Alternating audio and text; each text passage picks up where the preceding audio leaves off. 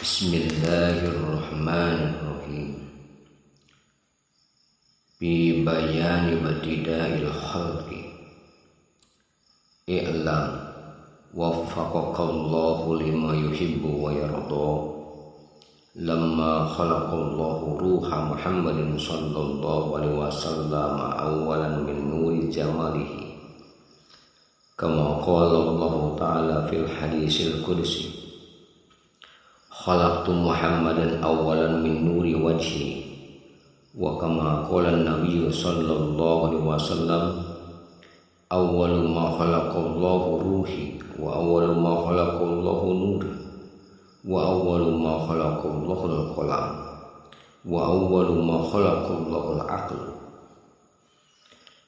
Mengenai tentang awal penciptaan makhluk, ketahuilah semoga Allah subhanahu wa ta'ala memberimu taufik pada apa yang dicintai dan diridhoinya.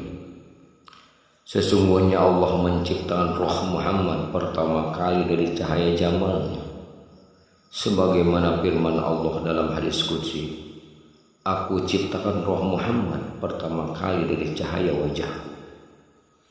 Sebagaimana Nabi sallallahu alaihi wasallam juga bersabda, yang pertama diciptakan Allah adalah rohku, yang pertama diciptakan Allah adalah cahaya, yang pertama diciptakan Allah adalah pena, yang pertama diciptakan Allah adalah akal. Hadis riwayat Abu Dawud. Fal muradu minha syai'un wahidun wa huwa al-haqiqatul muhammadiyah, lakin summiya nuran li kaunihi safiyan anil zulumaniyahil jalaliyah, kama qala Allah ta'ala, qad ja'akum minallahi nurun wa kitabun mubin, wa aqlan li kaunihi mudrikan lil kulliyat, wa kullama li kaunihi sababan li naqlil ilmi, kama anna al-qalama sababun naqlil ilmi fi alimil hurufat.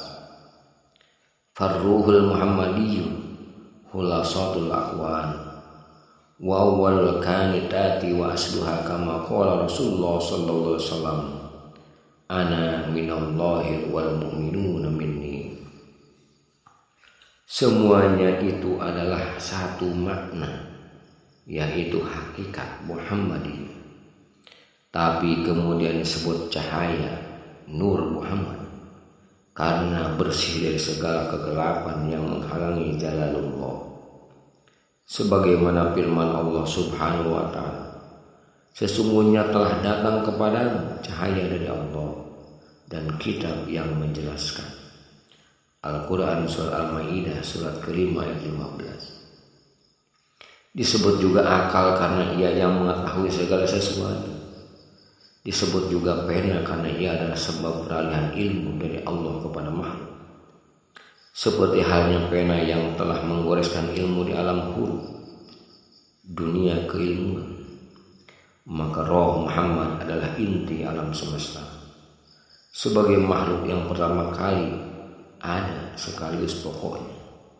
Ini sesuai dengan sabda Rasulullah SAW, aku dari Allah, sedangkan orang-orang mukmin dariku. Wa khalaqallahu al-arwahu kullama minhu fi alamil lahu bi ahsani taqwimil haqiqiyah, wa huwa ismu jumlatil insi fi zalikal alam, wa huwa al-watanul asli.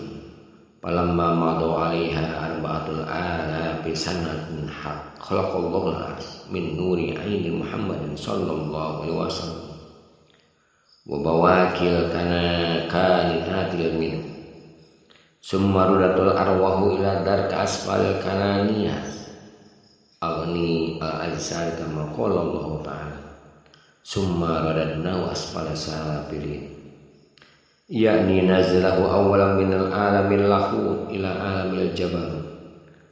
Fal basahumullahu ta'ala binuril jabarut kiswatan bainal harmain wa huwa ruh sultaniyun, summa anjalahum bihajil kiswa ilal alamil malakut. Summa kasahum binuril malakut wa huwa ruhur ruhani. Dan Allah subhanahu wa ta'ala menciptakan semua roh makhluk dari ruh Muhammad di alam lahut dalam bentuk terbaik dan hakiki. Maka roh Muhammad adalah nama bagi keseluruhan roh manusia di alam lahut. Maka dalam hal ini alam lahut adalah al-waton al-asli atau negeri asal. Setelah masa 4000 tahun di sisi Allah subhanahu wa ta'ala dari penciptaan roh Muhammad berlalu, Allah subhanahu wa ta'ala menciptakan arsy dari cahaya roh Muhammad, dan dari cahaya itu pula makhluk-makhluk lainnya diciptakan. Selanjutnya roh-roh tersebut dikembalikan ke alam yang paling rendah, yaitu alam fisik, sebagaimana firman Allah subhanahu wa ta'ala, kemudian kami kembalikan dia ke alam yang serendah-rendahnya. Surat At-Tin, surat ke-95 ayat 5. Maksudnya Allah subhanahu wa ta'ala menurunkan roh pertama kali dari alam laut ke alam jabar. Lalu Allah subhanahu wa ta'ala membungkus mereka roh-roh dengan cahaya jabar sebagai pakaian di antara al-khumayim atau dua haram. Roh tersebut di alam ini dinamakan roh sultan. Kemudian Allah subhanahu wa ta'ala menurunkan roh-roh tersebut bersama pakaian mereka ke alam malakut. Lalu Allah subhanahu wa ta'ala membungkus mereka dengan cahaya malakut. Roh tersebut di alam ini dinamakan roh ruhani. Summa anjalahum ila alamil mulki wa kasahum minuril mulki wa huwa ruhul jismani. Summa khalaqallahu al-ajsada kama qala Allah ta'ala, minha khalaqnakum wa fiha nu'idukum wa minha nukhrijukum taratan ukhra. Summa amara Allah ta'ala al-arwah an tadkhula bil ajsad pada khalat bi amrillahi ta'ala kama qala Allah ta'ala wa nafahtu fihi min ruhi. Falamma ta'allaqatil arwahu wa anisat fil ajsadi wa nasiyat mattakhazat min ahdillahil misaka fil yawm alastu birabbikum qalu bala falam tarji ilal watun al asli fatarahamar rahmanul musta'anu alaihim biinjalil kutubil samawiyah tazkiratan lahum bizalikal watun al asli kama qala Allah ta'ala wa jakkirhum bi ayyamillah. Kemudian Allah subhanahu wa ta'ala turunkan roh-roh tersebut ke alam mulki. Lalu Allah subhanahu wa ta'ala bungkus mereka dengan cahaya mulki. Maka roh tersebut di alam ini dinamakan roh jismani. Selanjutnya Allah subhanahu wa ta'ala menciptakan jasad sebagaimana dijelaskan dalam firman Allah, dari bumi tanah itulah kami menjadikan kamu, dan kepadanya kami akan mengembalikan kamu, dan daripadanya kami akan mengeluarkan kamu pada kali yang lain. Al-Quran surat Toha surat ke-20 ayat ke-55. Kemudian Allah subhanahu wa ta'ala memerintahkan roh agar masuk ke jasad, sehingga roh pun masuk ke dalamnya dengan perintah Allah. Sebagaimana Allah tegaskan dalam firman-Nya, dan aku tiupkan roh ciptaanku dariku. Al-Quran surat Al-Hijr surat ke-15 ayat 29. Ketika roh telah menyatu dan betah di dalam jasad, ia tak lagi peduli akan perjanjiannya dengan Allah subhanahu wa ta'ala. Pada hari ketika Allah subhanahu wa ta'ala bertanya kepada mereka, bukankah aku ini Tuhan kalian? Mereka menjawab, betul, engkau Tuhan kami. Al-Quran surat Al-A'raf surat ke-7 ayat 172. Akibatnya roh tidak mau kembali ke negeri asal alam lahut. Maka Allah yang Maha Penolong mengasihi mereka roh-roh dengan menurunkan kitab-kitab samawi yang mengingatkan mereka pada negeri asal, sebagaimana firman Allah subhanahu wa ta'ala, dan ingatkanlah mereka pada hari-hari Allah.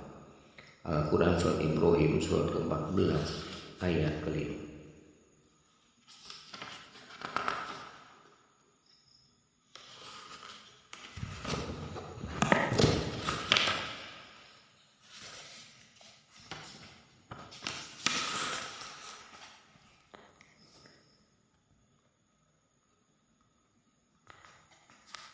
ay ayyami wisalihi bima sabaqa mal arwah.